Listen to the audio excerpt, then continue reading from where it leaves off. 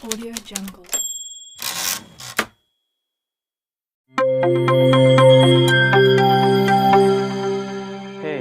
Welcome back to इंसेंस। ये video आई है थोड़ी बेहतर ऑडियो और वीडियो के साथ में। माय नेम इज़ आरिवीर और इस वीडियो में बात करेंगे क्लास 9 के chapter linear equation two variables. सीधा फोर्थ चैप्टर है और इसका कारण ये है कि this is a demanded chapter linear equation two variables, क्योंकि हम थोड़ा लेट हैं और हमने फर्स्ट सेकंड थर्ड चैप्टर नहीं डाले हैं, तो इसलिए बच्चे कह रहे हैं कि आप सीधा फोर्थ चैप्टर करिए। इसलिए हम डिस्कस करेंगे लीनियर इक्वेशन टू वेरिएबल्स। सो लीनियर इक्वेशन टू वेरिएबल्स पढ़ने से पहले थोड़ा देखते हैं चैप्टर के वर्ड्स को समझते हैं। लीनियर क्या है, इक्वेशन क्या है, इन टू वेरिएबल्स क्या है। देखिए दो चीज़ होती हैं, एक होता है एक्सप्रेशन, और एक होता है इक्वेशन। एक्सप्रेशन कोई भी कुछ भी हो सकता है जिसमें एक हमारा मैथमेटिकल ऑपरेटर्स हों, जिसमें हमारे वेरिएबल्स हों, जिसमें कांस्टेंट हो, जैसे कि 2x+5, ये एक एक्सप्रेशन है। और जब इस एक्सप्रेशन को हम किसी वैल्यू के साथ इक्वेट कर देते हैं, जैसे कि जब मैंने इस एक्सप्रेशन को किसी वैल्यू के साथ इक्वेट करा, जैसे कि 0, इसके साथ जब मैंने इसको इक्वेट किया, ये बन गया इक्वेशन। अच्छा, आपने चैप्टर 2 में पढ़ा होगा पॉलिनोमियल्स, वो क्या है फिर, पॉलिनोमियल्स क्या है, और अलजेब्रिक एक्सप्रेशन आपने 8th क्लास में पढ़ा। अलजेब्रिक एक्सप्रेशन क्या है, देखिए दो टर्म और होती हैं, अलजेब्रिक एक्सप्रेशन और एक होता है पॉलिनोमियल। देखिए एक अलजेब्रिक एक्सप्रेशन भी हो सकता है और अलजेब्रिक इक्वेशन भी हो सकता है। पॉलिनोमियल एक्सप्रेशन भी हो सकता है और पॉलिनोमियल इक्वेशन भी हो सकता है। अब अलजेब्रिक और पॉलिनोमियल में क्या डिफरेंस है? जब हम लिखते हैं कि अलजेब्रिक एक्सप्रेशन या अलजेब्रिक इक्वेशन, सिर्फ इसमें इतना अंतर है कि जो मैं कुछ भी लिख रहा हूँ, अगर अलजेब्रिक एक्सप्रेशन लिख रहा हूँ या इक्वेशन लिख रहा हूँ, बस इसमें अंतर क्या है अलजेब्रिक और पॉलिनोमियल में, कि जो x की वैल्यू है, अगर मैं कुछ इस तरह से लिखूँ इसको कि x की पावर n+5 = 0, तो जो n की वैल्यू होगी हमेशा वो होल नंबर में होगी। यानी कि वो अलजेब्रिक एक्सप्रेशन या इक्वेशन, जिसकी जो x की एक्सपोनेंट है, जो डिग्री है ऑफ द अलजेब्रिक एक्सप्रेशन, वो हमेशा अगर होल नंबर में होगा तो उसको हम पॉलिनोमियल एक्सप्रेशन या पॉलिनोमियल इक्वेशन बोलते हैं। अब ये लीनियर इक्वेशन का क्या मतलब है? देखिए पॉलिनोमियल को ही जब हम किसी से इक्वेट कर देते हैं, पॉलिनोमियल को जब हम किसी वैल्यू के साथ, मैंने बताया आपको, वैल्यू के साथ इक्वेट करेंगे तो इक्वेशन बन जाएगी। इसी तरह पॉलिनोमियल को जब हम 0 से इक्वेट करेंगे तो ये बन जाएगी इक्वेशन। अब लीनियर का क्या मतलब है? आपने इसी क्लास में आपने चैप्टर 2 में पढ़ा होगा कि पॉलिनोमियल्स के बहुत सारे पार्ट्स होते हैं, जैसे कि linear polynomial, quadratic polynomial, cubic polynomial. तो होता क्या है, लीनियर पॉलिनोमियल क्या होता है बेसिकली?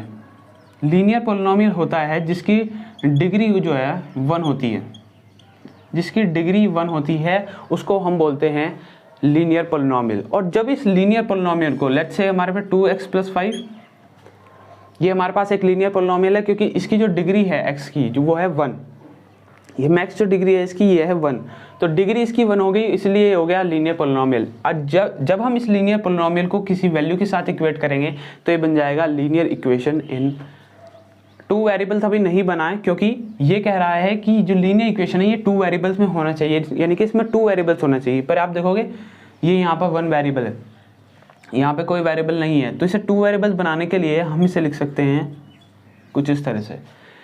यानी कि linear equation in 2 variables in simple words क्या हो सकता है, क्या हो सकता है?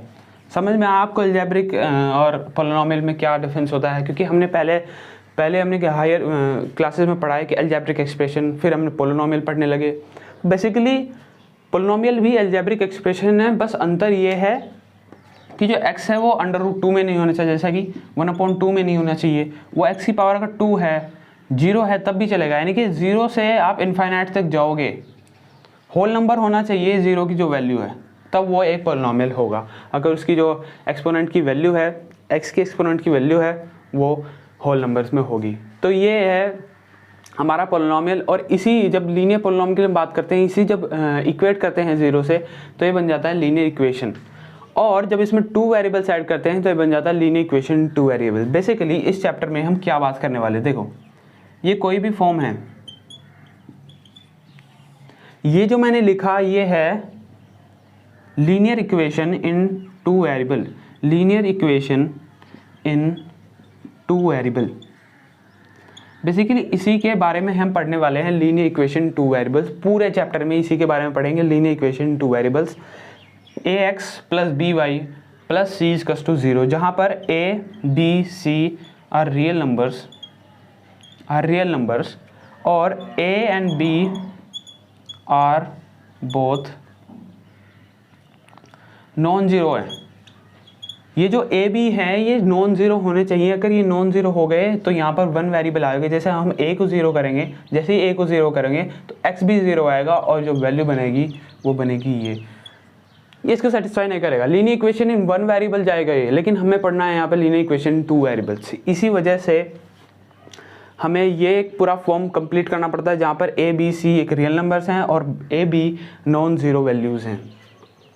सो ये था लीनियर इक्वेशन टू वेरिएबल्स।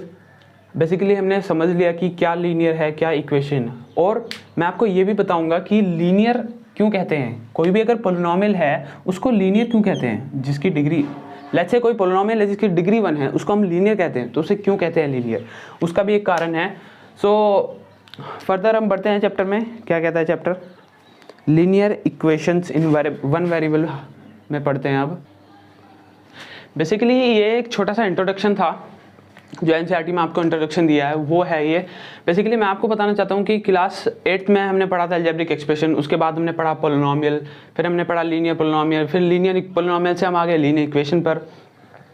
सो कैसे हमने स्टेप बाय पढ़ा, कैसे स्टेप बाय ऊपर चले हम, तो आपको आई थिंक समझ में आ गया होगा अलजेब्रिक एक्सप्रेशन। फिर हमने पोलिनोमियल पढ़ा, उसमें ये अंतर होता है कि जो एक्सपोनेंट है, जो पावर है, वो हमेशा होल नंबर में ही होनी चाहिए, तभी वो पोलिनोमियल होगा। अगर नहीं तो पोलिनोमियल नहीं होगा, तब हम उसे अलजेब्रिक एक्सप्रेशन में पढ़ेंगे। उसके बाद लीनियर पोलिनोमियल से हमने पढ़ा था, अगर इसे इक्वेट करते जीरो के साथ तो ये लीनियर इक्वेशन बनेगा। लीनियर इक्वेशन में अगर टू वेरिएबल्स डालते हैं तो ये लीनियर इक्वेशन टू वेरिएबल्स बनेगा। तो इंट्रोडक्शन कंप्लीट होता है आपका। अब पढ़ते हैं लीनियर इक्वेशन। लेट्स से देखते हैं। देखिए, आपने लीनियर इक्वेशन पढ़ा था अपनी पिछली क्लासेस में, इन वन वेरिएबल पढ़ा होगा आपने। लीनियर इक्वेशन वन वेरिएबल, जैसे कि अगर x इक्वल्स टू -4 दिया हुआ है या x - 4 इक्वल्स टू 0 दिया हुआ है, कुछ भी आपको दिया हुआ है और आपसे बोला गया है कि लीनियर इक्वेशन वन वेरिएबल है, तो आप सिंपली आप इसको अगर प्लॉट करना है, सो लेट्स से 1 2 3 4 -4 ये रहा यहाँ पर, तो आप इसे कहोगे x इक्वल्स टू -4 ये रहा भाई यहाँ पे, x इक्वल्स टू -4 ये रहा यहाँ पे। पर अगर आपसे बोला जाए कि x इक्वल्स टू -4 ये इन टू वेरिएबल्स है, या आपसे बोला जाए two x + 5 y equals to 0, ये टू वेरिएबल्स में है, तो आप इसे कैसे प्लॉट करेंगे ये हम देखेंगे। लीनियर इक्वेशन, बेसिकली मैंने आपको डेफिनेशन बताई थी कि लीनियर इक्वेशन होती क्या है। आप देख लीजिए एक डेफिनेशन की लीनियर इक्वेशन एक्चुअली होती क्या है। मैंने आपको कहा था कि ax + by + c equals to 0, इस फॉर्म में जब वो होगा लीनियर इक्वेशन, इस फॉर्म में जब भी कोई पोलिनोमियल होगा उसको हम लीनियर इक्वेशन कहते हैं, जहाँ पर a b c real numbers हैं, a b non zero numbers भी होने चाहिए। c 0 है तो चलेगा, पर a b नॉन ज़ीरो होने चाहिए, उसी को हम लीनियर इक्वेशन कहते हैं। ये रही आपके सामने definition. Any equation which can be put in the form of ax + by + c equals to 0, where a, b, c are real numbers and a and b are not both 0, is called a linear equation in two variable. So definition देख लिया आपने, linear equation होती क्या है मैंने भी आपको बता दी। ओके, अब देखते हैं थोड़ा सा linear equation मैंने पढ़ ली है कि किस तरह से होती है। बेसिकली ज़रूरी क्यों है लीनियर इक्वेशन को पढ़ना, वाई इट्स नेसेसरी कि हम लीनियर इक्वेशन को पढ़ रहे हैं। देखिए, लीनियर इक्वेशन को पढ़ना इसलिए ज़रूरी है, आपके एनसीईआरटी में एक एग्जांपल दिया हुआ है जो कि इस तरह से है। इंडिया और श्रीलंका का मैच हुआ और 2 Indian batsman together players 170 runs, 170 runs मारे टू बैट्समैन ने 170 रन मारे। तो हम इसको लिखेंगे एक इक्वेशन की फॉर्म में। हाँ, ये तो पता है कि भाई इक्वेशन की फॉर्म में लिखेंगे, और ये सिंपली हो भी सकता है कि अगर हम एक बैट्समैन को x माने दूसरे बैट्समैन को y माने तो x + y = 176 हो जाएगा,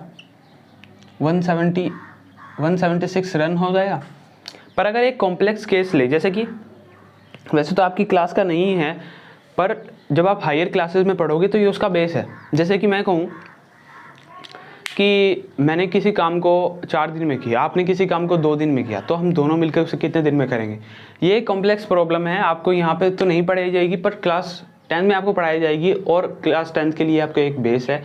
सो कोई भी हमारी डेली लाइफ जितनी भी प्रॉब्लम्स हैं डेली लाइफ की, हम उन्हें मैथमेटिकली इक्वेशन में लाते हैं। इक्वेशन में लाने के बाद हम उसे सोल्व करते हैं, और उन्हीं इक्वेशन को सोल्व करना हमारी बुक में बताया गया है हमें, ठीक है। तो लीनियर इक्वेशन की आपने डेफिनेशन देख ली है। अब कुछ एग्जांपल देखते हैं, जैसे कि एग्जांपल 1 देखिए आप। एग्जांपल 1 में देखिए क्या है। एग्जांपल 1 में देखिए कि 2x + 3y = 4.37। इसको आपको बनाना है लीनियर इक्वेशन 2 वेरिएबल। तो आप इसको कैसे बनाओगे, मैंने कहा था ax + by + c = 0, ये लीनियर इक्वेशन है। तो आप इसको सिंपली क्या करोगे, इस 4.37 को इक्वल टू से इधर ले आओगे, = 0। ये आपकी बन गई एक लीनियर इक्वेशन जो कि सेटिस्फाई ये भी करिए कि A B C real numbers हैं, A B C are real numbers, और ए और बी नॉन ज़ीरो हैं, 2 और 3 हैं, ठीक। आगे देख लेते हैं। अब देख लेते हैं एक्सरसाइज 4.1। सिंपली कुछ नहीं है चैप्टर में, कुछ थोड़ी चीज़ें समझने की है, नहीं तो इसमें चैप्टर में कुछ नहीं है। एक्सरसाइज 4.1 देख लेते हैं हम। एक्सरसाइज 4.1 देखिए, बेसिकली इस चैप्टर में यही है कि हम जो हमारी डेली लाइफ की प्रॉब्लम है उसे कैसे इक्वेशंस की फॉर्म में लिख सकते हैं। The cost of a notebook is twice the cost of a pen. Write a linear equation in 2 variables to represent this statement. The cost of a notebook is twice. Let's say जो notebook की cost है x है, दिया हुआ उन्होंने take the cost of a notebook to be rate x and that of a pen की जो cost है हमें y लेनी है। जो नोटबुक की कॉस्ट है हम x ले ली और ये y ले ली, नोटबुक में आपके दिया हुआ है। अगर नहीं दिया हम फिर भी लेते हैं रैंडमली, कुछ भी ले लेते हैं आप, नोटबुक की y या पेन की x। सो अब हमें कहा गया है कि जो नोटबुक की कॉस्ट है वो इसके ट्वाइस है। अब हम क्या करते हैं, हम करते हैं ये कि 2x = y, जो कि नहीं, ऐसा नहीं होता। देखिए एक एग्जांपल से अगर इसे समझें तो लेट्स से ये मेरे पास कोई स्क्वायर है और मैंने कहा कि ये मेरे पास एक रेक्टेंगल है, और अगर मैं एक और ऐसा ही रेक्टेंगल रख दूं तो ये इसके इक्वल हो जाएगा। समझ गए? अभी मैं सिर्फ इसे इतना ही रहने देता हूँ। मैंने कहा कि ये एक x है, ये एक x है और ये एक y है। जैसा कि हमें बताया गया the cost of a notebook is twice the cost of a pen, यानी कि ये इससे ट्वाइस है, ये इससे बड़ा है ना। जैसा कि हमें यहाँ पे बताया गया, एनसीईआरटी ने बताया हमें the cost of a notebook is twice, ये इससे ट्वाइस है, ये इससे 2 गुना है, ये इससे 2 गुना है। अगर मुझे इन्हें इक्वल करना है तो इक्वल कैसे करूँगा, मैंने वो इक्वल करने के लिए मुझे एक और रेक्टेंगल y का यहाँ पे लगाना पड़ेगा, तभी ये जाके इक्वल होंगे, और जब हम इन्हें मिलाएंगे तब जाके इक्वल हो जाएंगे। तो मैंने करा क्या, 2 × दिस इक्वल्स टू दिस, इसका मतलब मैंने क्या किया, 2y = x। आपको ये करना है ना कि ये, आपको ये करना है ना कि ये। जब आपसे ट्वाइस x पूछा, यानी कि x अपने आप में ट्वाइस है, x अपने आप में ट्वाइस है, तो इक्वल करने के लिए हम 2 किस में लगाएंगे, y में 2 लगाएंगे। अगर आप तुक्का सा लगाना है तो मतलब आप इस तरह से सोच सकते हैं कि अगर x पे ट्वाइस पूछा है तो y पे ट्वाइस लगा दीजिए, या ये समझिए आप, अगर हमने ये ट्वाइस बोला गया हमें तो 2 × तो इसको करेंगे ना भाई। अगर ये ट्वाइस बोला गया है तो 2 × इसका करेंगे तभी जाके इक्वल होगा। या ऐसे समझिए अगर इसका ट्वाइस है, x का ट्वाइस पूछा गया है तो आपको y में 2 लगा देना सीधा। x का ट्वाइस पूछा गया है तो y में सीधा 2 लगा देना है। तो ये हमारे पास इक्वेशन आ गई है, ये हमारे पास इक्वेशन आ गई है, सिंपल, कुछ नहीं है इसके बाद। आपको सिर्फ यही करना है, यही कि कैसे आएगा एक लीनियर इक्वेशन, बाकी आप सोल्व करने में कुछ नहीं है लीनियर इक्वेशन को। Express the following linear equation the form of ax plus by plus c and indicate values a b c in each case. देखिए आपको सेकंड क्वेश्चन में कुछ नहीं करना, आपको सेकंड क्वेश्चन में सिर्फ इतना करना है, सिर्फ आपको इतना करना है कि हर एक क्वेश्चन में जितनी भी वैल्यूज दी हुई, जितनी भी आपको इक्वेशन दी हुई हैं, इन्हें लीनियर इक्वेशन टू वेरिएबल बनाना है। कैसे? आपको इसे इसकी फॉर्म में लाना है, जो कि मैंने आपको बहुत बार बता चुका हूँ कि linear equation in two variable, linear equation two variable इस फॉर्म में होता है जहाँ पर A B C are real numbers and A B are non zero values.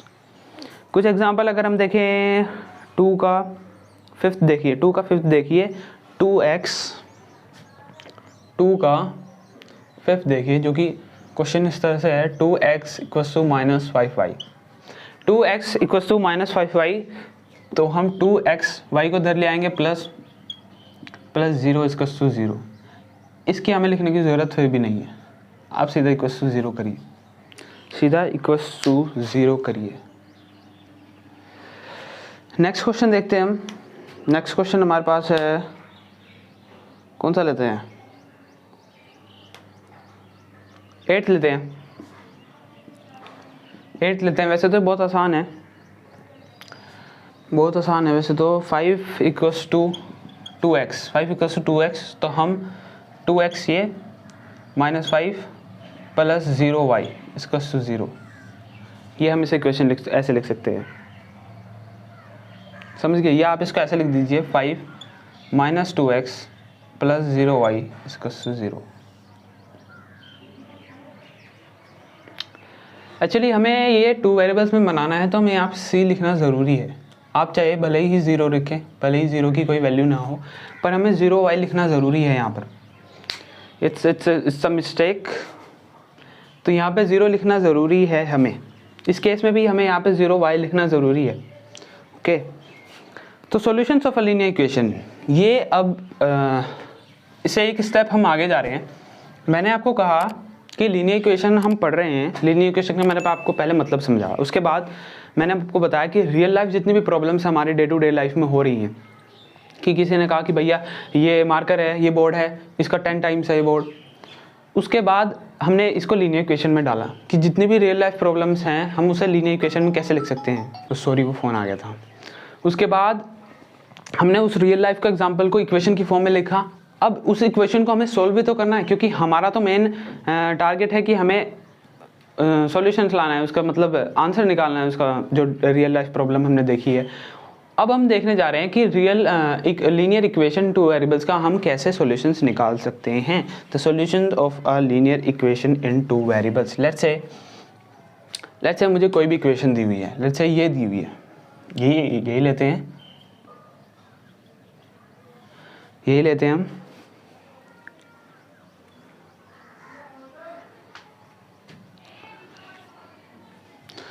सो ये एक इक्वेशन लेते हैं हम, जहाँ पर हमें इसका निकालना है इसका सॉल्यूशन निकालना है लीनियर इक्वेशन टू वेरिएबल्स का।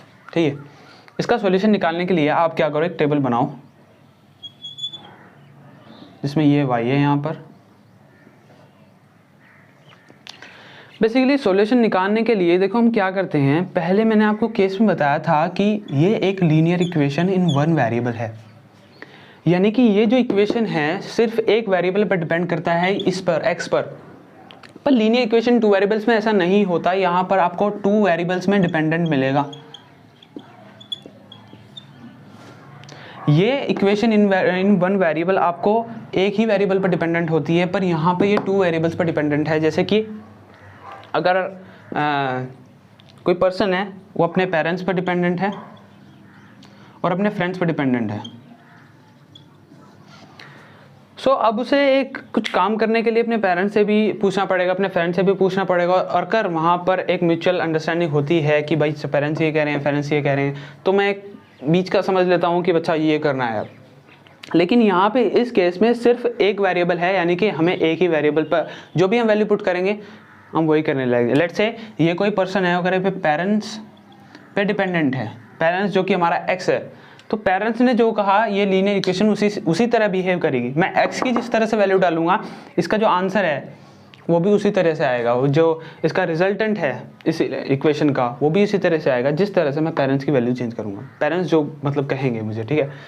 सो हमें एक म्यूचुअल अंडरस्टैंडिंग है कि हमारे पास फादर ने हमें कुछ कहा, फ्रेंड्स ने हमें कुछ कहा, तो हमारे पास एक सॉल्यूशन जब आएगा जब यहाँ पे कन्फ्लिक्ट ना हो, पेरेंट्स कुछ कह रहे हैं, फ्रेंड्स कुछ कह रहे हैं, एक बार में हमें पेरेंट्स की माननी होगी या एक बार में हमें फ्रेंड्स की माननी होगी, और पेरेंट्स की मानेंगे तो यहाँ पे फ्रेंड्स को हमें नेगलेक्ट करना होगा। तो एक म्यूचुअल अंडरस्टैंडिंग के साथ हमें बेसिकली मैं इसे आपको समझाना चाहता हूँ कि ये 2 वेरिएबल्स में, नहीं कि ये जो इक्वेशन है ये 2 वैल्यूज़ पर डिपेंड करती है, एक पेरेंट्स और एक फ्रेंड्स पर। सो लेट्स से हम पहले पेरेंट्स की वैल्यू डालते हैं। पेरेंट्स ने कहा कि भाई, पेरेंट्स ने कहा लेट्स से x की वैल्यू हम 0 डालते हैं। अच्छा, फ्रेंड्स ने कहा कि चल ठीक है 0। फ्रेंड्स वैसे कहेगा नहीं, जब हम इन केस ऑफ पेरेंट्स कह रहे हैं तो हम सीधा इसकी वैल्यू 0 रखेंगे, यहाँ पर x की वैल्यू हम रेंडमली 0 रखेंगे और y = 0 हो जाएगा। आपको क्या करना है, एक वैल्यू रखनी है, या तो x की वैल्यू रखो या y की रखो, या इसकी रखो या इसकी रखो, ठीक है। उसके बाद हम रखते हैं y की वैल्यू। अब एक बात फ्रेंड्स की मान लेते हैं, y की वैल्यू रखते हैं, y की वैल्यू लेट्स से हम 1 रख देते हैं, y की वैल्यू 1 रख देते हैं। y की वैल्यू जब 1 रखेंगे, y की वैल्यू जब 1 रखेंगे तो x = 2 हो जाएगा, x = 2 हो जाएगा।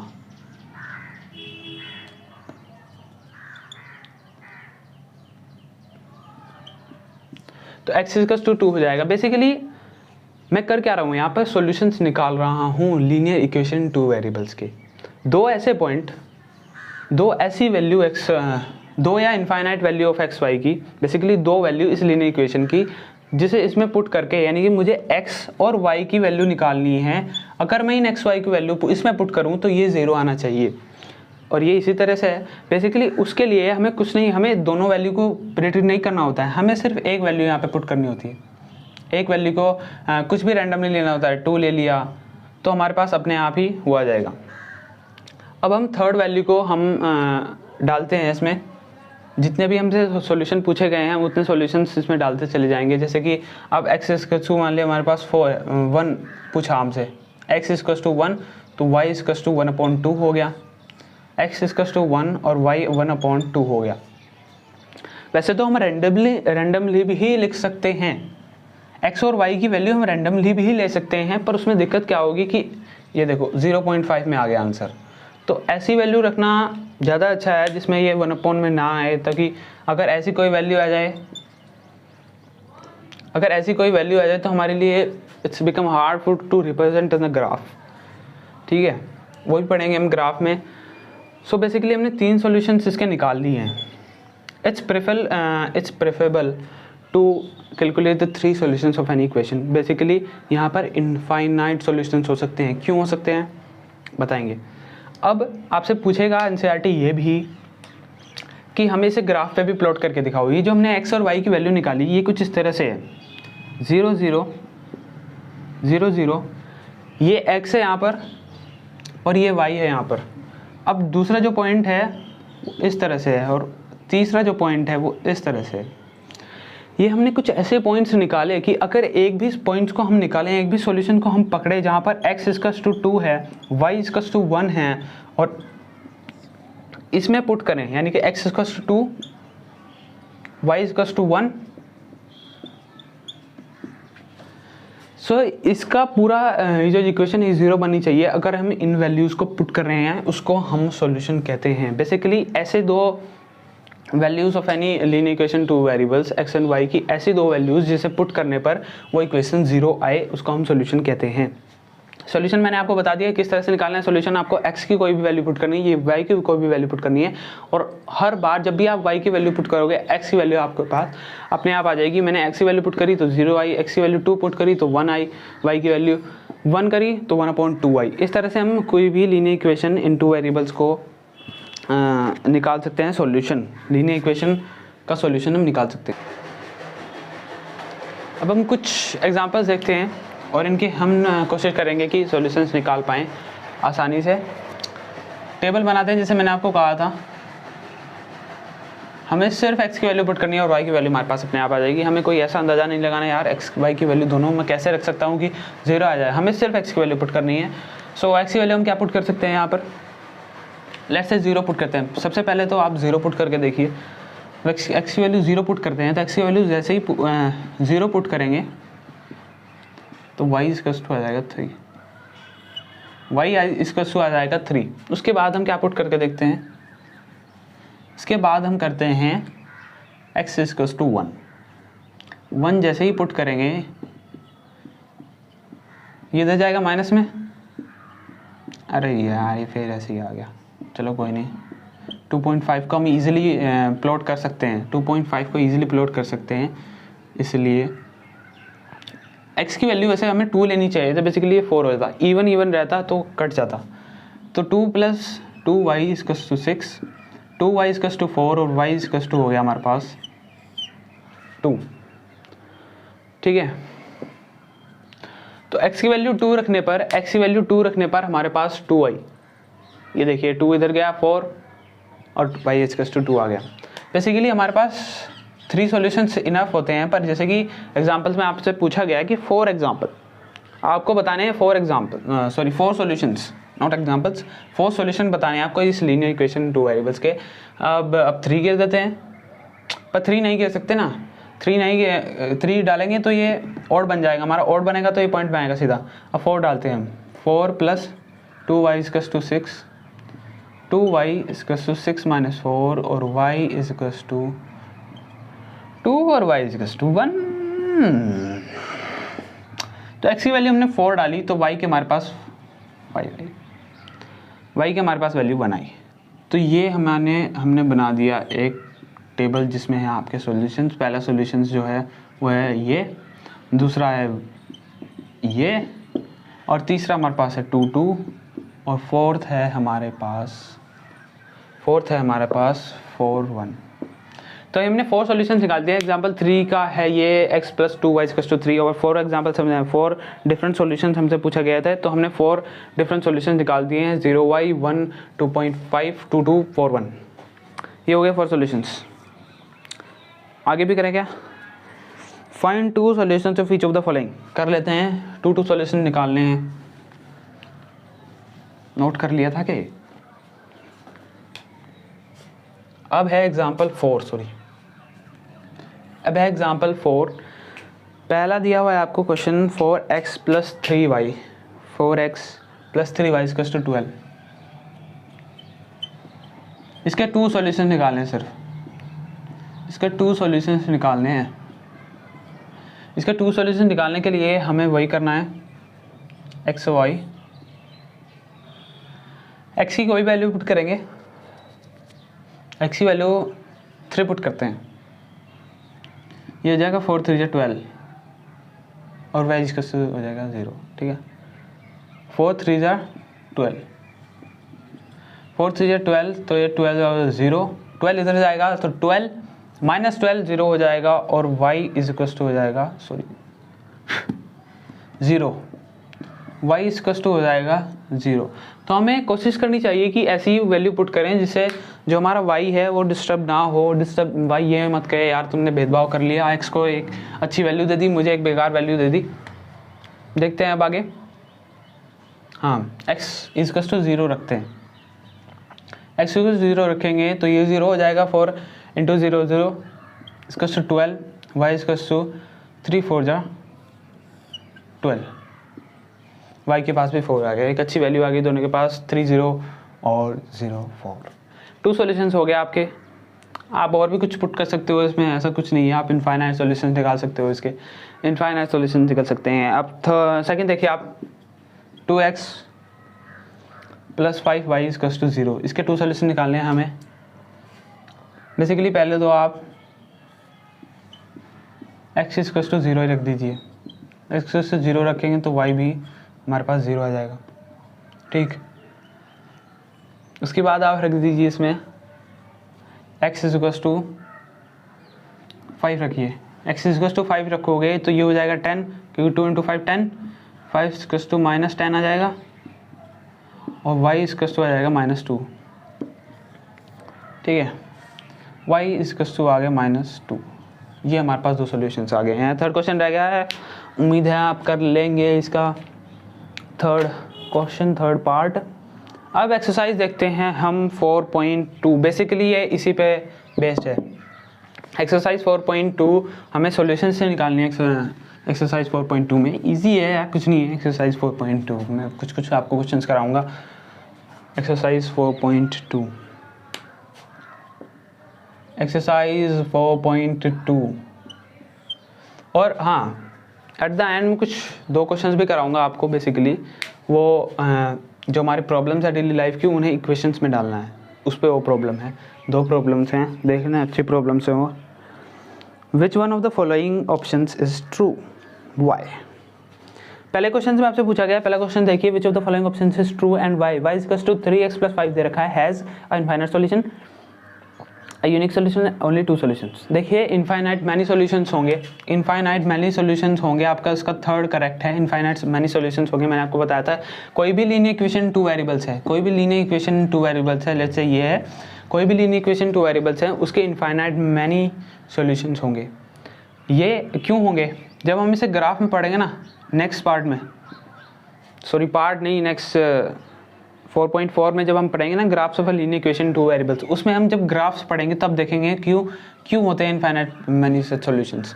अभी आप देख लीजिए कि इनफाइनाइट सॉल्यूशंस हो सकते हैं। Right 4 solutions of each of the following equation. देखिए वैसे तो ये आसान है, पर सेकंड देख लीजिए आप।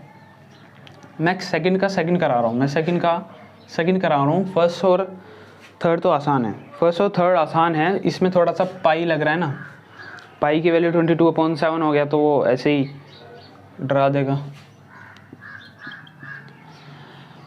अब ऐसे ही करते हैं हम, हर क्वेश्चन में आपको सिर्फ टेबल सा बनाना है। अब इसकी वैल्यू जो रखेंगे हम, ये रखेंगे इस तरह से कुछ। पाई की वैल्यू हम रखते हैं 22/7। अब एक्स की हमें ऐसी वैल्यू कोशिश करना है, ऐसी वैल्यू रखें कि ये हमें 7 हट जाए, यहाँ से अपॉन में हट जाए। एक्स की वैल्यू सबसे पहले तो 7 रखते हैं हम। अब x की वैल्यू 7 रखेंगे तो ये 7 गया, 9 - 22 आ गया, और y इक्वल्स टू हमारे पास आ गया 13। y हमारे पास आ गया -13।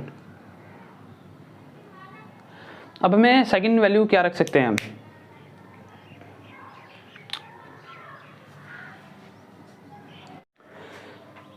एक्स की नेक्स्ट वैल्यू क्या रख सकते हैं? एक्स की वैल्यू हमें 7 के ही मल्टीपल में रखी, क्योंकि हमें 7 को जो है वहाँ से हटाना है और हमें 4 सॉल्यूशंस भी निकालने हैं इसके। तो हम क्या कर सकते हैं, यहाँ पर -7 कर सकते हैं। ये हमारा -13 हो गया, और यहाँ पर कर सकते हैं -7।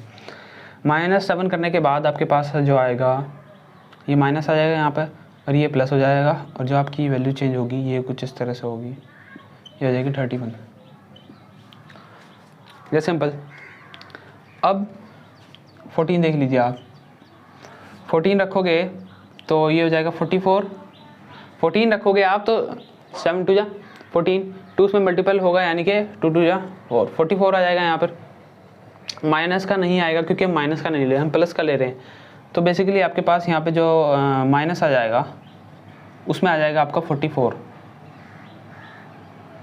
इससे आप इसे माइनस करोगे, इससे आप इसे माइनस करोगे तो क्या आएगा, 44 से आप 9 माइनस करोगे तो क्या आएगा, 14 5 35 -35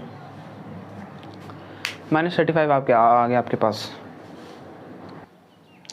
नेक्स्ट हम क्या रख सकते हैं? नेक्स्ट हम रख सकते हैं -14, दैट सिंपल। -14 रख सकते हैं। अच्छा, एक पैटर्न बन रहा है यहाँ पे थोड़ा सा। अगर हम 7 को -7 लेते हैं तो 31 हो रहा है। अगर हम -14 लेंगे यहाँ पे, अगर हम -14 लें यहाँ पर तो 35 आएगा, प्लस में आएगा बेसिकली। लेकिन ये 35 नहीं आएगा, ये आएगा शायद 53 आएगा शायद। ये लेकर देखते हैं क्या आता है। बेसिकली ये आपके पास फिर माइनस में जाएगा, माइनस में जाने के बाद ये जाएगा इधर प्लस में, और आपके पास जो आंसर आएगा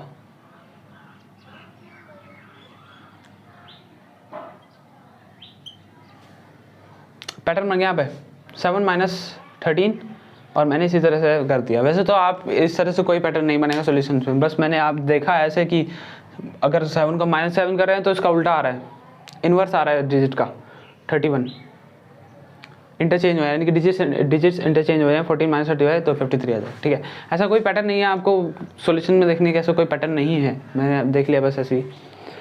सो थर्ड देखते हैं हम। थर्ड में दिया है check which of the following are solution of the equation this and which are not.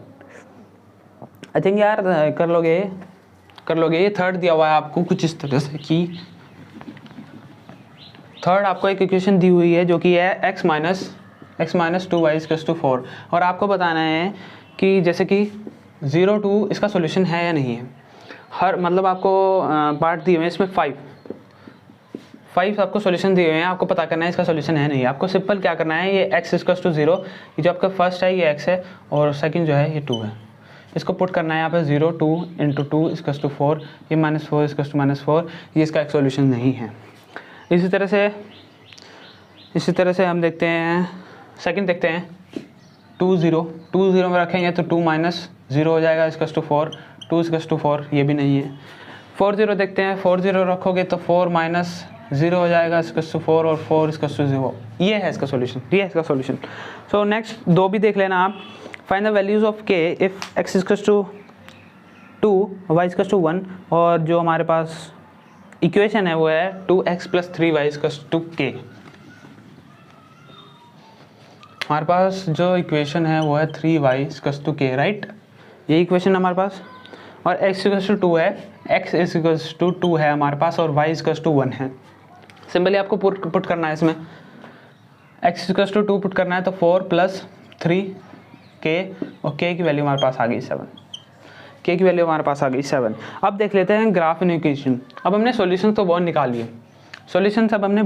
लिए, अब उन सॉल्यूशंस को हम ग्राफ प्लॉट करते हैं, क्योंकि हमारे पास अब एक पॉइंट्स आ गए हैं, क्योंकि जो हम इक्वेशन लिखते हैं ना, लीनियर इक्वेशन 2 वेरिएबल्स, हम इसे ग्राफ पे प्लॉट कर सकते हैं, क्योंकि हमारे पास 2 इक्वेशंस हैं, और हमारे पास ग्राफ में भी एक y एक्सिस होता है और एक x एक्सिस होता है। जब हम इसे ग्राफ पे प्लॉट करेंगे, उसमें 2 ही वेरिएबल्स हैं, तो 2 ही वेरिएबल्स ग्राफ पे इजीली प्लॉट हो सकते हैं। अगर वो थर्ड वेरिएबल, जैसे हम फिर हायर क्लासेस में पढ़ेंगे, थर्ड डायमेंशन भी होता है। अभी हम सिर्फ 2 डायमेंशन देख रहे हैं, सिर्फ 2 डायमेंशन, और हमने अर्ली क्लासेस में इसको 1 डायमेंशन पे प्लॉट किया था, easily in this way. Third 2D dimension में हम इसमें देखेंगे कि कैसे इसको प्लॉट कर सकते हैं, और इसमें 2 ही वेरिएबल्स हैं, इसलिए 2D पे प्लॉट हो सकता है, यानी कि 2D यानी कि ये 2 वैल्यूज़ पे डिपेंड करता है। अगर 3D में करता है तो 3 वैल्यूज़ पे डिपेंड करता है, यानी कि उसकी हाइट भी है, उसकी लेंथ भी है, उसकी ब्रेथ भी है, राइट। तो ये थर्ड डायमेंशन है, अब अभी ये सिर्फ 2 डायमेंशन है। तो ग्राफ देख लेते हैं हम कैसे बनता है। आपके पास टेबल दी हुई है, NCERT अगर आपने ओपन करी हुई है या नहीं। बेसिकली मैं आपको सजेस्ट करूँगा NCERT देख कर रखें और लिखते रहें। बहुत बच्चे बस सामने फ़ोन कर लेते हैं और हाथ बांध के बैठ जाते हैं, बस देखते रहते हैं। जब तक वीडियो चलती है, जब तक समझ में आता है, उसके बाद सब गोल। सो देखिए, टेबल 1 दी हुई है आपको, 4.4 है ये पार्ट, और टेबल आपको इस तरह से दी हुई है, 0 3, बहुत डिस्टर्ब करते हैं यार ये। चल गई ना वीडियो, ठीक है चल गई। अब देख लेते हैं, हमारे पास है 2 2, थर्ड हमारे पास है 4 1 और 6 0, और कुछ इस तरह से हमें दिया हुआ है NCERT ने, राइट। अब हम इसे ग्राफ पे कैसे प्लॉट कर सकते हैं? देखो हमारे पास ग्राफ पे इसे क्यों प्लॉट करना है। बेसिकली ग्राफ पे हमें इसे इसलिए प्लॉट करना है क्योंकि ग्राफ से हमें कोई भी डाटा समझना आसान हो जाता है।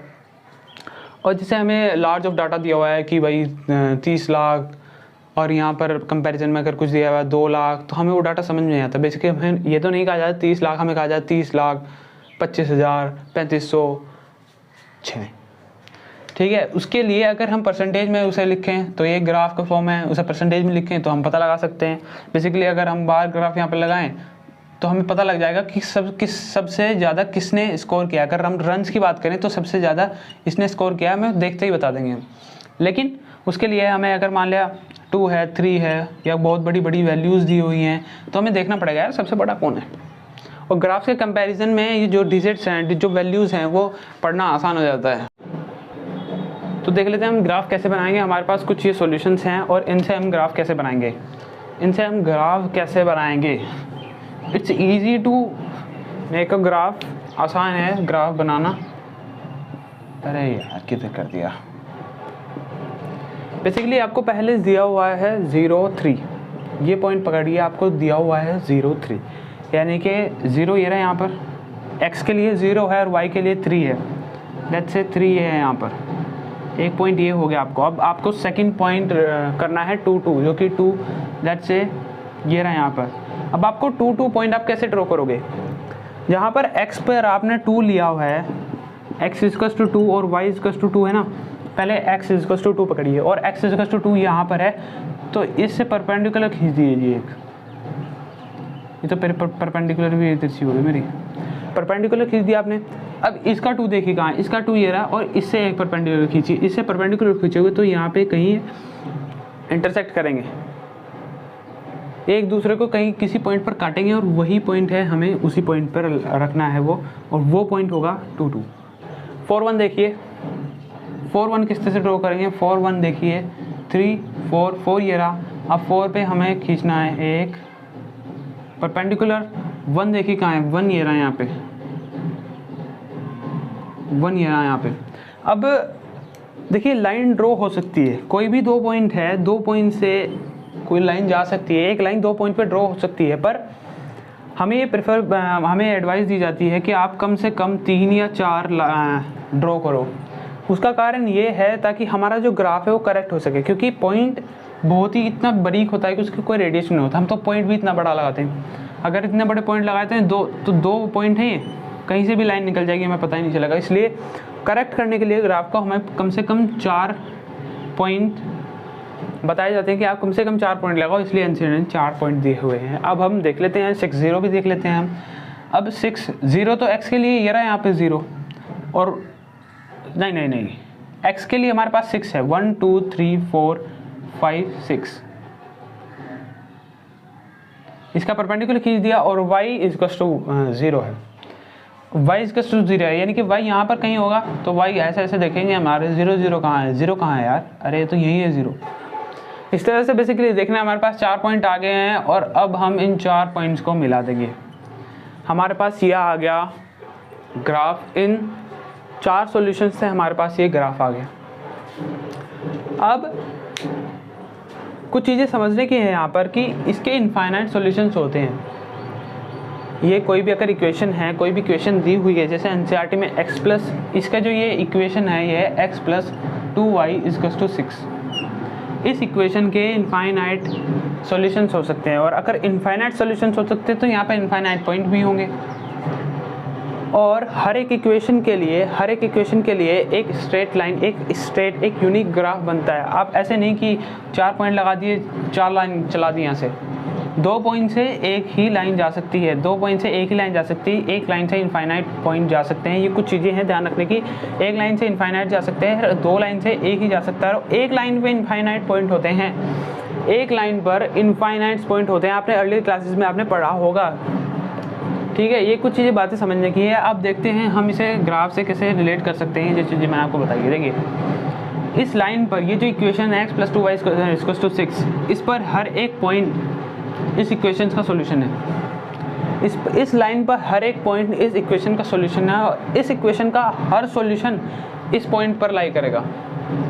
इस लाइन की पॉइंट होगा, इस लाइन का पॉइंट होगा, इसका हर सॉल्यूशन, इस इक्वेशन का हर सॉल्यूशन इस लाइन का पॉइंट होगा, यानी कि वो इस लाइन पर लाई करेगा। वो पॉइंट जो इसका सॉल्यूशन होगा, वो पॉइंट इस लाइन पर लाई करेगा, इस लाइन पर लाइन करेगा दैट। और इसे लिख देते हैं हम ऐसे कुछ। You can conclude that every point on a line satisfy the equation of the line and every solution of the equation is a point on the line. NCERT ने कहा कि every point on the line satisfies the equation of the, every point on the line satisfies the equation and every solution of the equation lies on the line is a point lie on the line. अब एक चीज़ और देखिए, कुछ graphs के मैं आपको बताता हूँ. अगर ग्राफ कुछ इस तरह से है, कि हमारे पास x y इक्वल्स टू हमारे पास mx दिया हुआ है, जहाँ पर m एक कांस्टेंट है, m इज़ अ कांस्टेंट. अगर कुछ इस तरह से दिया हुआ है कि y इक्वल्स टू mx, तो ये इसका जो ग्राफ होगा वो हमेशा ओरिजिन से निकलेगा. m यहाँ पर कुछ भी हो सकता है, y इक्वल्स टू 3x भी हो सकता है, y इक्वल्स टू 4x भी हो सकता है. इसका जो ग्राफ बनेगा वो ओरिजिन से निकलेगा ही निकलेगा, क्योंकि जब भी हम x इक्वल्स टू 0 रखेंगे तो y इक्वल्स टू 0 आएगा. इस केस में भी y इक्वल्स टू 0 रखेंगे, x इक्वल्स टू 0 रखेंगे तो y इक्वल्स टू 0 आएगा, y इक्वल्स टू 0 रखेंगे तो x इज इक्वल टू 0 आएगा. और इसका ग्राफ जो है ओरिजिन से निकलेगा, क्योंकि इसका 1.00 है, इसका 1.00 है, तो 0 है, यानी कि ओरिजिन की वैल्यू होती है 0. ओरिजिन का अगर पॉइंट पूछे आपसे तो ओरिजिन का पॉइंट होता है 0. तो ये एक बात है कि mx y equals to mx, जहाँ पर m इज़ अ कांस्टेंट, इसके जो ग्राफ होगा वो ओरिजिन से निकलेगा. ठीक. अब मैंने आपको कहा था कि इसको लीनियर इक्वेशन क्यों बोलते हैं, इसको लीनियर इक्वेशन क्यों बोलते हैं.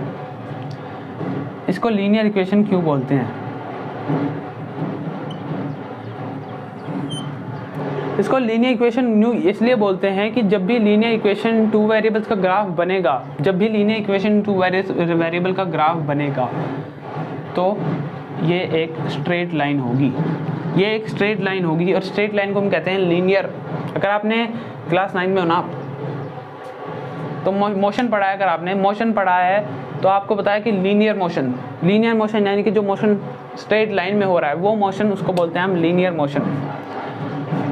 अब इसीलिए ही हम इसे लीनियर कहते हैं, क्योंकि जिस वैल्यू की, जैसे ये एक इक्वेशन है, क्योंकि हमने इसे 6 से इक्वेट किया हुआ है, और 2 वेरिएबल्स में भी है. हम इसको लीनियर इसलिए बोल रहे हैं क्योंकि ये एक स्ट्रेट लाइन में है इसका ग्राफ. अगर ये डिग्री इसकी 2 हो जाए, मान लिया एक पॉलिनॉमियल है, उसकी डिग्री हमने 2 कर दी,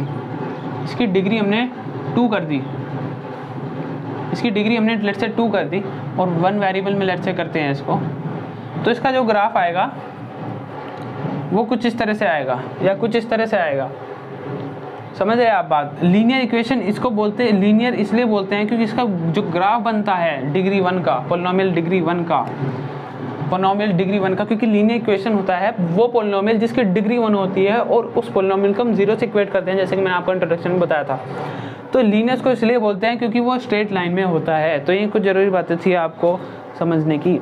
अब एग्जाम्पल 5 देखिए आप. इसमें ज़्यादा कुछ समझने वाली बात नहीं है, आपको सिर्फ एक इसमें ग्राफ कैसे बनाना है मैंने आपको बता दिया है. आपके पास पॉइंट्स हैं, 3 या 4 पॉइंट लगाएं आप, और स्केल से वहाँ पर लाइन खींचते. एक लीनियर ही बनेगा वहाँ पर, एक. एग्जाम्पल 5 देखिए आप.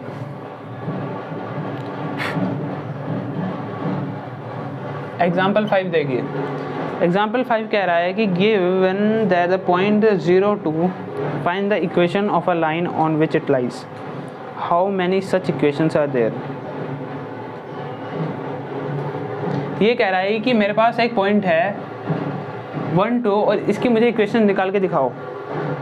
इक्वेशन तो हम इजीली निकाल सकते हैं, पर ये देखो कि इसकी इक्वेशंस हो कितनी सकती हैं.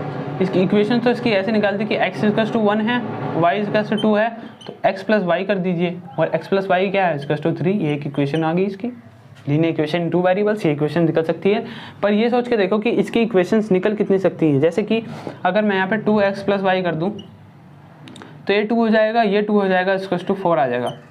इस तरह से अगर यहाँ 3 कर दूँ तो ये 5 आ जाएगा.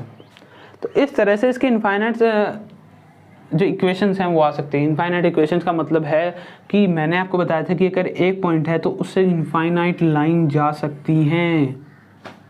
अगर इनफाइनाइट लाइन जा सकती हैं तो उसकी इनफाइनाइट इक्वेशंस भी होंगी, क्योंकि हर एक लाइन की एक इक्वेशन होती है. हर एक लाइन की एक इक्वेशन होती है. जैसे ये एक लाइन है, हर एक लाइन की इक्वेशन होती है कि x से कितना दूर है, y से कितना दूर है, y से इतना दूर है, तो x से तब कितना दूर है।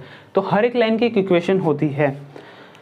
सो ये हो गया how many such equations are there, ठीक है। एग्जाम्पल 5 हो गया आपका। अब एग्जाम्पल 6 आपको दिया हुआ है कि x प्लस वाई है, इसको ग्राफ पे प्लॉट करो।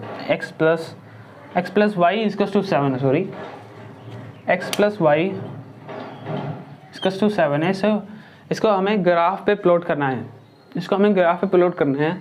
तो सिंपली क्या करेंगे, इसके पहले निकालने हैं हमें सॉल्यूशंस। 3 4 सिंपल, 4 3 सिंपल आप करोगे ना। ये 7 को आप कैसे लिख सकते हो, 2 के अगर एडिशन में लिखना है तो 4 3 लिख सकते हो, 3 4 लिख सकते हो, और कैसे लिख सकते हो 0 7 लिख सकते हो, 7 0 लिख सकते हो। It's easy to find the solutions of such equation, to find the solutions of such equation, it's easy. So let's say plot करते हैं इसको। 3 4 प्लॉट करते हैं पहले।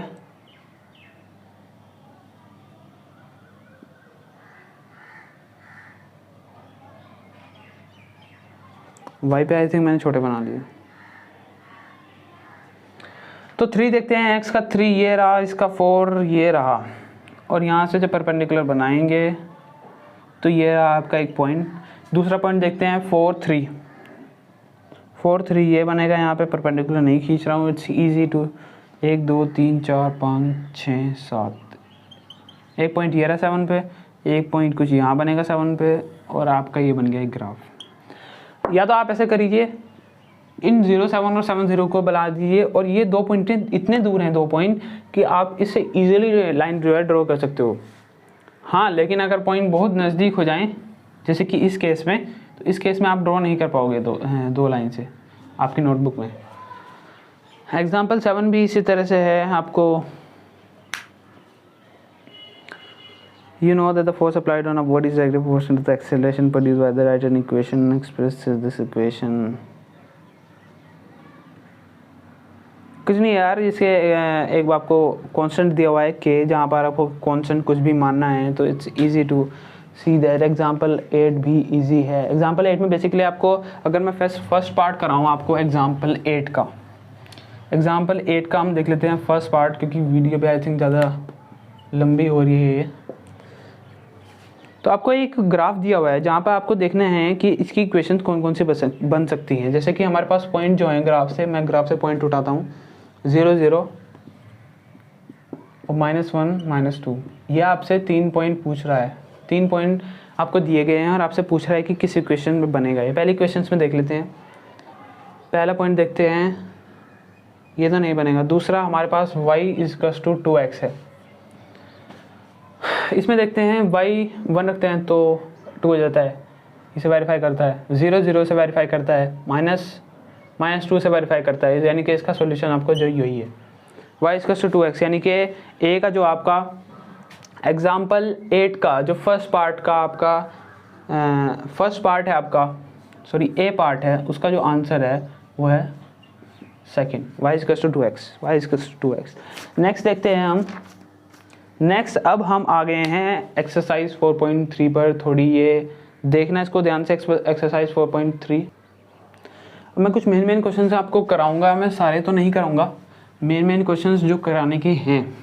जैसे कि आपको टेम्परेचर वाला हो गया, या 4th क्वेश्चंस हो गया आपके पास। उसके बाद मैं लास्ट में आपको 2 क्वेश्चंस भी कराऊंगा, 2 क्वेश्चंस भी आपको कराऊंगा जो कि इंपॉर्टेंट, आप देखना मज़ा आएगा आपको क्वेश्चंस में करने में। एक्सरसाइज 4.3 है ये, एक्सरसाइज 4.3 है। 1 देखिए, draw the graph of the region. आपको ग्राफ ड्रॉ करना है यार, इसमें कुछ नहीं करना, आपको ग्राफ मैंने ड्रॉ करना बताया है। इसमें y = 3x और दिया हुआ है आपको। ये जो ग्राफ होगा ये ओरिजिन से, मैंने बताया था ओरिजिन से ड्रॉ होएगा। Give the equations of 2 lines passing through this, how many more such lines are there. देखो इसने ये एक पॉइंट दिया हुआ है, इसने एक पॉइंट दिया हुआ है, एक पॉइंट दिया हुआ है। मैंने आपको बताया था इनफाइनाइट लाइन जा सकती हैं। अगर इनफाइनाइट लाइन जा सकती हैं तो इसकी इनफाइनाइट इक्वेशन भी हो सकती है। जैसे कि एक इक्वेशन हो सकती है x + y = 16। आपको कुछ नहीं करना, इनको ऐड कर दीजिए एक बार, इनको आपको सिर्फ ऐड करना है, और इसमें ज़्यादा से ज़्यादा करोगे आप इसे बढ़ा लीजिए, x को बढ़ा लीजिए। x को जब आप बढ़ाएंगे तो 2x करेंगे प्लस y इक्वल्स टू, तो ये आ जाएगा 18, क्योंकि 2 जब 4 हो जाएगा, 4 और 14 18 हो जाएंगे। तो इस तरह से कोई भी आप इक्वेशन बना सकते हैं। It's easy to create have an equation with 1 point. अगर आप 2 पॉइंट से ड्रॉ करना चाहोगे, मान लीजिए 2 पॉइंट्स आपको दिए हुए हैं, 14 3, 2 पॉइंट्स आपको दिए, उनसे इक्वेशन आपको हायर क्लासेस में पढ़ोगे आप, उनसे इक्वेशन कैसे बनेगी, ठीक है। सो फोर्थ पॉइंट देखते हैं। The taxi fare in the city is as follows. The first kilometre is for 8 rupees and for the subsequent distance it is rate 5 per kilometre, taking the distance cover as x kilometre the total distance. ठीक है।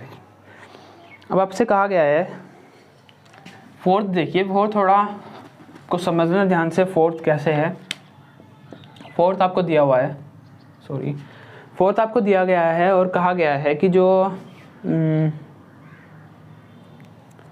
Total cost है हमारी y लगने वाली है, जो fair का charge है, जो आप टैक्सी में बैठ के घूमे हो उसका y चार्ज है, और हमारे पास x डिस्टेंस है। जो डिस्टेंस हम ले रहे हैं वो ले रहे हैं x, ठीक है। अब हमसे ये पूछा गया है कि लेट्स से किसी टैक्सी ने x जो डिस्टेंस है वो कवर किया, किसी टैक्सी ने x जो डिस्टेंस है वो कवर किया। बेसिकली हमें इक्वेशंस इसलिए भी बनानी होती है क्योंकि हम एक, जैसे अगर हम कोड कर रहे हैं, मान लिया एक टैक्सी मीटर लिखा हुआ है, टैक्सी मीटर लगा हुआ है, अगर टैक्सी मीटर ने कहा, सेम टैक्सी मीटर ने ये कहा कि द टैक्सी पहले तो 1 जो किलोमीटर चलेगी वो 8 रुपये में चलेगी और रेस्ट ऑफ चलेगी 5 रुपये पर किलोमीटर में, तो एक टैक्सी की कोडिंग है। तो हमें एक ऐसी इक्वेशन बनानी है ताकि जब हम कोड कर रहे हैं, कोडिंग आपने थोड़ा बहुत देखा होगा, सुना होगा, सो ऐसी इक्वेशन बनाए ताकि उसे हम कोड में बना दें, और हर एक डिस्टेंस का जो ये x उठाएगा, जो ये मीटर जो है जहाँ से भी उठाएगा ऑटोमीटर से, ये जो x डिस्टेंस उठाएगा ये हमें y डिस्टेंस देना चाहिए। इसी तरह से जो हमारे मीटर होते हैं वो बता देंगे कितना पैसा होगा ऑटो में। हमारी ऑटो में तो नहीं होता भाई, शहरों के ऑटो में होता है। तो x डिस्टेंस चाहिए। अब उसने कहा कि 1 किलोमीटर जो है इसने 8 रुपये में चला, यानी कि लेट्स से ये 1 किलोमीटर है और ये चला इसने 8 रुपये में। अब रेस्ट ऑफ डिस्टेंस कितना हो गया, रेस्ट ऑफ डिस्टेंस कितना हो गया, ये आपके पास है, ये आपको दिया हुआ है और आपको ये निकालना है और आपके पास टोटल है। तो आप ये निकालने के लिए ये इसमें से माइनस कर दोगे ना, ये निकालने के लिए ये इसमें से माइनस कर दोगे, तो हम क्या कर देंगे x-1, यानी कि x-1, ये पूरा डिस्टेंस हो गया किलोमीटर में। अब इसका कितना चार्ज है, इसका रेस्ट ऑफ का चार्ज है 5 रुपये पर किलोमीटर। अब पर किलोमीटर का रेट दिया हुआ है, आपको सिंपल इससे मल्टीप्लाई करना है, ऐसे मल्टीप्लाई करना है। अब मल्टीप्लाई कैसे करेंगे, यानी कि टोटल चार्ज जो हमारा y इक्वल्स टू पहले हो गया 8 को से मल्टीप्लाई करेंगे, 8 प्लस 5 इंटू, आई थिंक यार समझ में आ गया होगा कि किस तरह से मैंने बताया तुम्हें। ये आसान है, एक इस इक्वेशन हमें इसलिए निकालनी होती है ताकि हमें एक हर वैल्यू के लिए हमारे पास एक वैल्यू है, क्योंकि अगर हम हर बार ये निकालने जाएं, मल्टीप्लाई दोबारा से करो, ये करो वो करो, सो हम दोबारा से मतलब इतना टाइम कंज्यूमिंग हो जाएगा, इसलिए हम इक्वेशंस लिख देते हैं, ठीक है। एक आसान सी इक्वेशन 8 प्लस इसे सोल्व करेंगे तो -5 आएगा और y इक्वल्स टू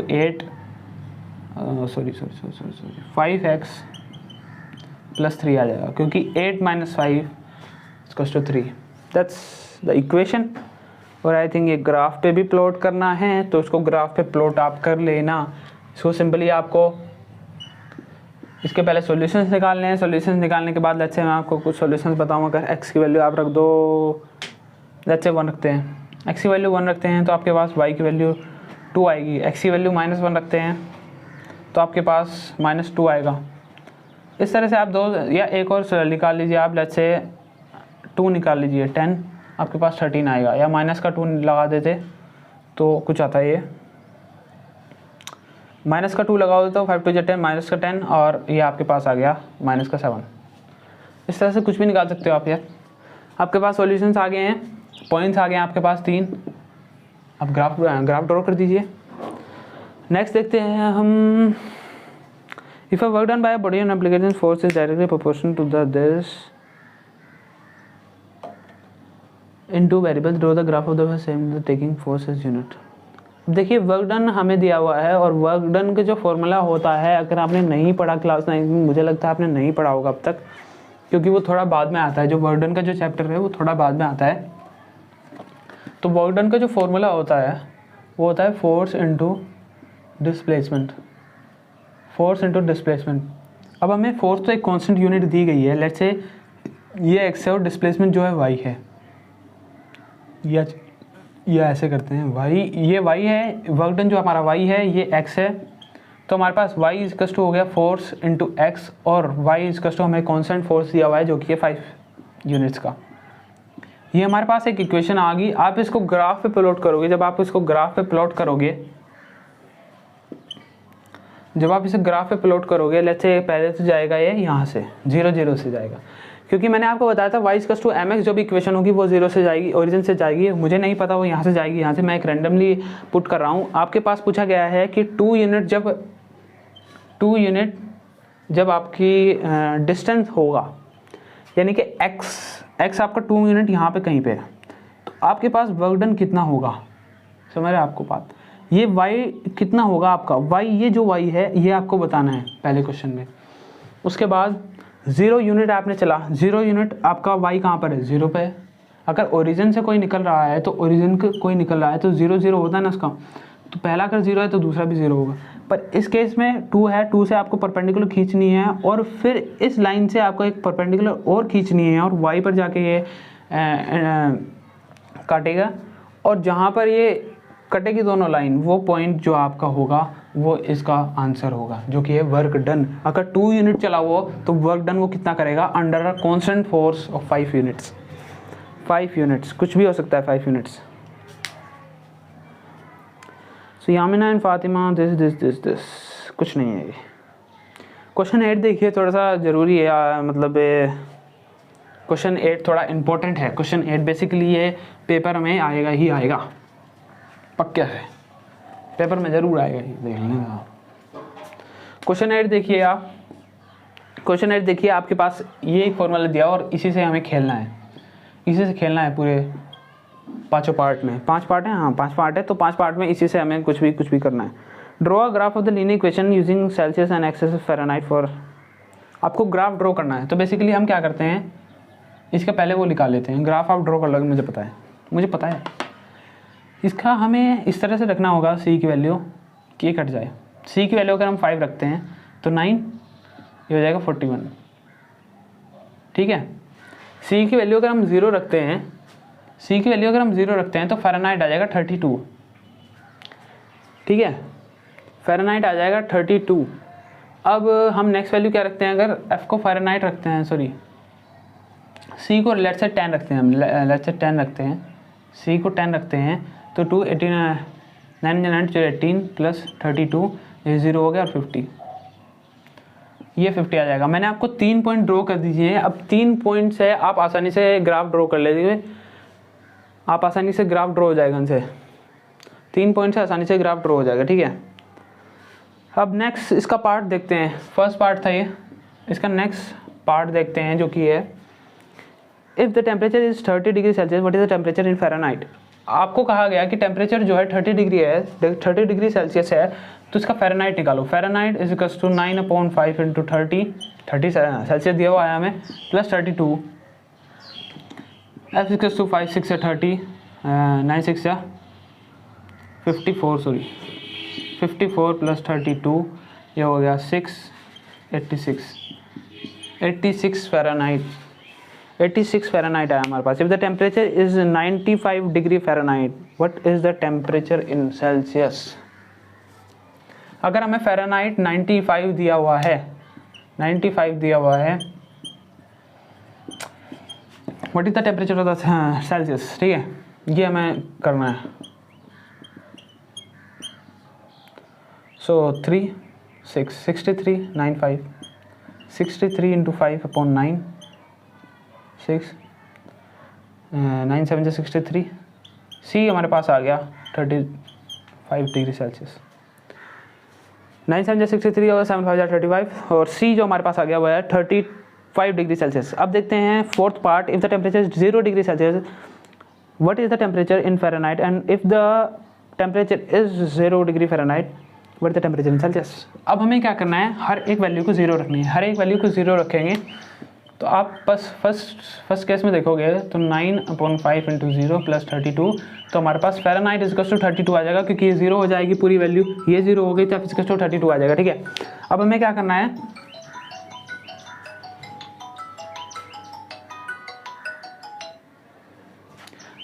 करना है, कि हमारे पास फ़ारेनहाइट को 0 रखना है। 9/5 C + 32, 32 इधर जाएगा -32 = 9/5 -32/5 × 9।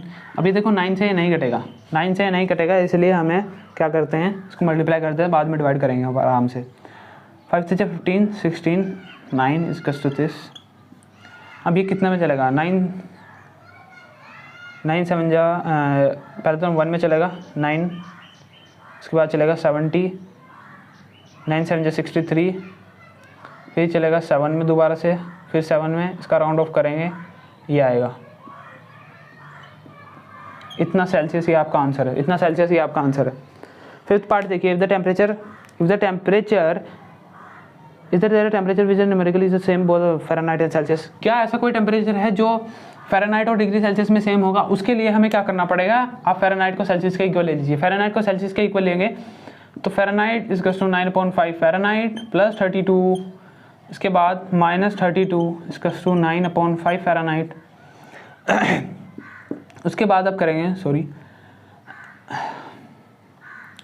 उसके बाद आप 5 को इधर ले जाएं, 5 - 32 = 9 5 5f - 32 × 5 = 9f -32 × 5 = 4f, जो कि है 160 / 4f।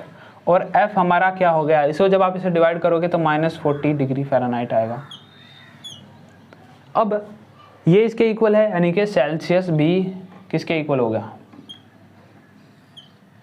यानी कि -40 डिग्री एक ऐसा टेम्परेचर है जो फ़ारेनहाइट और डिग्री सेल्सियस में सेम रहेगा। ये एक आपकी एक्सरसाइज जो यहाँ पर खत्म होगी, जो 4.3 है। अब equations of line parallel to the x axis and y axis की हम इक्वेशन देख लेते हैं। जो इक्वेशंस होती है बेसिकली आसान चीज़ है, कुछ नहीं है इसमें। जो इक्वेशंस होती है line parallel to the this, इसकी जो इक्वेशन होगी ना, अगर ये इससे 3 सेंटीमीटर की दूरी पे है तो इसकी जो इक्वेशन होगी ना 3r होगी। जो 3r है यानी कि r यहाँ पर रियल नंबर है। अगर हमें कुछ भी दिया हुआ है y = 3, यानी कि अगर y = 3 दिया हुआ है तो यानी कि जो लाइन है x के पैरेलल होगी और ये y को काटेगी। अगर x = 3 दिया हुआ है यानी कि x = 3 सेंटीमीटर दिया हुआ है तो यानी कि ये ओरिजिन से 3 सेंटीमीटर की दूरी पर, 3 सेंटीमीटर की दूरी पर, तो इसकी जो सॉल्यूशंस बनेंगे 3r बनेंगे। जैसे 3 1 हो गया, 3 0 हो गया, 3 4 हो गया, कुछ भी लिख सकते हो आप, r की जगह रियल नंबर कुछ भी हो सकता है। ठीक है, तो ये इसकी इक्वेशन है, यानी कि किसी भी लाइन आप करोगे और वो ओरिजिन से 3 सेंटीमीटर है तो उसकी जो इक्वेशन बनेगी या कुछ भी बनेगी, अगर वो -4/2 है ओरिजिन से तो -4/2 r इसकी एक सॉल्यूशन बनेंगे और इन सॉल्यूशन से फिर इक्वेशन बनेगी। और इक्वेशन जो होगी अगर ये जो है लाइन अगर y एक्सिस पर काट रही है तो y = -4/3 होगी, 4/2 होगा। इसमें एक और चीज़ है, अगर आपको y = 3 सेंटीमीटर दिया हुआ है, y = अगर 3 सेंटीमीटर दिया हुआ और आपसे पूछा गया कि 1 वेरिएबल में से ड्रॉ करें, वैसे तो पूछेगा नहीं एनसीईआरटी, तो 1 वेरिएबल में आपको इस तरह से करना है। जैसे कि 1 3 हो गया तो y = 3 यहाँ पर आएगा। पर अगर आपसे पूछा गया कि 2 वेरिएबल में से ड्रॉ करना है तो y = 3 यहाँ पर आएगा, जो कि x के पैरेलल होगा। यानी कि अगर y = 3 दिया हुआ है तो वो लाइन अगर y की वैल्यू दी है तो x के पैरेलल होगा। या इसको इस तरह से समझिए कि y की वैल्यू दी हुई तो y को ही काटेगा वो। ठीक है, ये इक्वेशन है equation of line parallel to the this, equation of line parallel to the axis. अब कुछ क्वेश्चन देख लेते हैं इससे रिलेटेड कुछ क्वेश्चन देख लेते हैं। जैसे कि हमारे पास दिया हुआ है x = -4। अगर इसे आप 1 लीनियर में इसे 1 वेरिएबल में ड्रॉ करोगे तो सिंपली आप इसको ड्रॉ करोगे एक लाइन पर। क्योंकि 1 वेरिएबल में है तो आप इसको सिंपली यहाँ पे कर सकते हो 1 2 3 4, आप इसको कहोगे x -4। लेकिन अगर 2 वेरिएबल में है, 2 वेरिएबल में है तो 1 2 3 4 ये जाके यहाँ पे आएगी, जो कि y के पैरेलल होगी। अगर हमें x की वैल्यू दी हुई है तो वो x को ही काटेगी। किधर काटेगी? नेगेटिव का पार्ट पे काटेगी या पॉजिटिव पर? ये नेगेटिव है तो नेगेटिव पर काटेगी। अगर x की वैल्यू दी है तो y के पैरेलल होगी, ये बात समझ देखिए। यहाँ पर x की वैल्यू दी हुई है तो y के पैरेलल होगी, और y की वैल्यू दी हुई है तो x के पैरेलल होगी। जैसे कि फर्स्ट केस में y = 3 था। देन हमारे पास है एक्सरसाइज 4.4।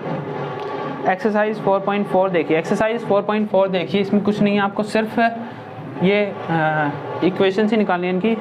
अगर आपके पास दिया हुआ है y = 3, इसको 1 उसमें करोगे तो मैंने आपको बताया था 1 में करोगे तो y = 3 यहाँ पर आ जाएगा। अगर आप इसको 2 वेरिएबल में ड्रॉ करोगे, देखिए ये एक्सरसाइज है, यहाँ पर एक्सरसाइज कौन सी है? 4.4। इसको 2 वेरिएबल में ड्रॉ करोगे तो y = 3 जो है 1 2 3 ये यहाँ आएगी। x के पैरेलल होगी ये, और y की वैल्यू है तो y पर काटेगी ये, और इसके जो पॉइंट्स आएंगे वो इस तरह से आएंगे 3r, जो कि रियल नंबर यहाँ पर कुछ भी हो सकता है, ठीक है। अब नेक्स्ट क्वेश्चन आप कर लोगे, इट्स इजी। नेक्स्ट क्वेश्चन आप कर लोगे। अब देख लेते हैं हम समरी में देख लेते हैं हम। An equation of the form ax + by + c = 0, where a, b और c are real numbers such that a, b are both non-zero is called a linear equation। मैंने आपको बताया था कि ax + by + c = 0 और a, b, c are real numbers, और a, b यहाँ पर नॉन जीरो नंबर्स होने चाहिए। ये पर आपको पॉइंट है आपका। दूसरा पॉइंट देखिए, linear equation 2 variables and infinitely many solutions. एक लीनियर इक्वेशन, अगर ये एक लीनियर इक्वेशन है, जो कि है, अगर ये एक लीनियर इक्वेशन है तो उसके इनफाइनाइटली मैनी सॉल्यूशंस होंगे। इनफाइनाइटली मैनी सॉल्यूशंस होंगे। क्यों होंगे? क्योंकि अगर एक ये इक्वेशन, इसकी लाइन होगी, इसके लाइन पे इनफाइनाइट पॉइंट होते हैं। कोई भी लाइन है उस पर इनफाइनाइट पॉइंट होते हैं, ठीक है। थर्ड देखिए, the graph of every linear equation 2 variables is a straight line. The graph of every linear equation in 2 variables, every linear equation 2 variables उसकी स्ट्रेट लाइन में ग्राफ जाएगी। ये आपको पता है, मैंने आपको बताया था, ठीक है। x = 0 is the equation of the y axis. एक और चीज़ देखिए, अगर x = 0 दी हुई है, x = 0 दी हुआ है, यानी कि x पर कहीं काटेगी तो यहाँ पर काटेगी, और किसके पैरेलल होगी? ये y के पैरेलल होगी, यानी कि ये y एक्सिस का एक ग्राफ है, ये y एक्सिस का एक पॉइंट है, यानी कि y एक्सिस का एक क्या है? y एक्सिस की इक्वेशन है। बेसिकली y एक्सिस की इक्वेशन है, जो कि है +0y + 0 = 0। ये एक इक्वेशन है जो कि है x = 0। ये एक इक्वेशन है y एक्सिस की। अगर x एक्सिस की इक्वेशन में पूछूं तो ये होगा y = 0। फिफ्थ पॉइंट देखिए, the graph of the x = a is a straight line parallel to the y axis. मैंने आपको बताया था कि x = a है, x = a है, कोई भी x = a है। Let me erase this. अगर x = a है, तो ये x पर कहीं काटेगी इसको, और y के पैरेलल होगी, y के पैरेलल होगी ये, और x को कहीं पर काटेगी। मैंने आपको बताया था, ठीक है। y = अगर a है, तो ये कहीं y पर काटेगी और x के पैरेलल होगी, ठीक है। The equation of the type, मैंने आपको बताया था कि y = mx। इसकी जो ये इक्वेशन होगी, ये एक ओरिजिन से जाएगी। इसलिए जाएगी क्योंकि हर जब भी आप x की वैल्यू 0 करेंगे, y की वैल्यू 0 करेंगे, तो अदर जो वेरिएबल है उसकी वैल्यू अपने आप 0 आएगी। The equation of this, every point on a graph of linear equation 2 variables is the solutions of the linear equation. Moreover every solutions of the linear equation. मैंने आपको बताया था कि जब भी कोई इक्वेशन है, लेट्स से मैं इसको सारे को रिलीज करता हूँ।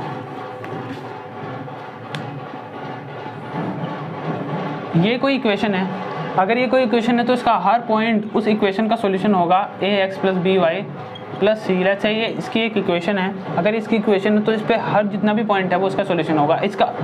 इसका एवरी सॉल्यूशन इसके पॉइंट पर लाई करेगा, ठीक है। ये इतना था। अब हम देख लेते हैं, मैं आपको कह रहा था कि 2 क्वेश्चंस कराऊंगा, तो 2 क्वेश्चंस वो कुछ इस तरह से हैं। पहला क्वेश्चन आपकी स्क्रीन पर ये रहा, 5 years hence a man's age will be 3 times his son age. Write a linear equation in 2 variables to represent this statement. To represent this statement. Note कर लीजिए इस क्वेश्चन को, मैं हटा रहा हूँ इसको। देखो मैन से एज उसने कहा x है, सन से एज उसने कहा कि y है। उसने कहा 5 years hence, 5 साल के बाद, 5 years hence उसने, तो इसकी एज क्या होगी, इतनी होगी। अब उसने कहा कि मैन की जो एज है कहाँ गई, man age will be 3 times his son। अब मैंने आपको कहा मैन की एज 3 times है, तो हम 3 times इसका करेंगे, जैसे मैंने आपको एग्जांपल में वो बताया था 3x + 5 = 3y + 5। अब इसको सोल्व करते हैं, y - 3y, ओह ये 15 है, ये 15 है, तो ये आपका 10 हो गया, ये आपकी इक्वेशन आ गई फाइनल। ठीक है, सेकंड क्वेश्चन देखते हैं जल्दी से। ये रहा आपके स्क्रीन पे second question. 7 times a given 2-digit number is equal to the 4 times the number obtained by interchanging the digit. Write a linear equation in 2 variables to represent this statement. आप कोई भी, अगर मैंने कहा 2 डिजिट नंबर लिखोगे तो 2 digit number आप ध्यान रखना कैसे लिखोगे। 2 डिजिट नंबर आप लिखोगे x + 10y, x + 10y क्यों, क्योंकि x जब भी आप 8 लिखते हो और y = 6 लिखते हो लेट से, तो हमारे पास ये 8 आ गया। मान लिया 86 को हम लिख रहे हैं, तो 8 आ गया प्लस 10, y हमारे पास 6 आ गया, 60, तो 60 + 8 हमारे पास आ गया 68 का हम लिख रहे हैं। 68 का गलत कर दिया क्या हो गया, ठीक है चलो नॉर्मल सा आपको पता लग गया कि कैसे करते हैं हम। ठीक है, तो हम कोई भी अगर नंबर लिख रहे हैं 2 डिजिट का, वो इस तरह से लिखेंगे, या 3 डिजिट का कोई नंबर लिख रहे हैं तो x + 10y + 100z, ये 3 डिजिट का नंबर हो गया। तो 2 डिजिट का नंबर लिखेंगे हम x + 10y। ठीक है, अब क्वेश्चन में हमें कहा है कि इसका इंटरचेंज भी हमें, इसके इंटरचेंज के बारे में बात की गई, तो y + इसका इंटरचेंज हो जाएगा, ये। अब क्वेश्चन में कहा गया है कि 7 टाइम्स इस नंबर का 7 टाइम्स इसके 4 टाइम्स के इक्वल है, राइट। अब हमें ये नहीं इसका ट्वाइस है, थ्राइस है, 4 है, उसने पहले ही कह दिया कि इसका 7 टाइम्स इसके 4 टाइम्स के इक्वल है। इसका 7 टाइम्स क्वेश्चन में पहले ही कहा गया है कि इसका 7 टाइम्स के 4 टाइम्स के इक्वल है। हमें ये नहीं कहा गया कि इससे 7 टाइम्स, अगर इससे 7 टाइम्स होता तो हम यहाँ 7 लगाते। ठीक है, अब इसको सोल्व करते हैं। 7x + 70y, अबे 70y कैसे सोल्व होगा, प्लस 40, ये x कहाँ से आ गया,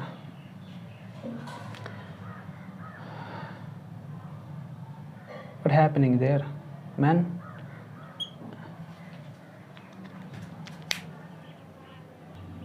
ये x बार नहीं था, ये x यहाँ पर था, जैसे कि यहाँ पे लिखा हुआ है।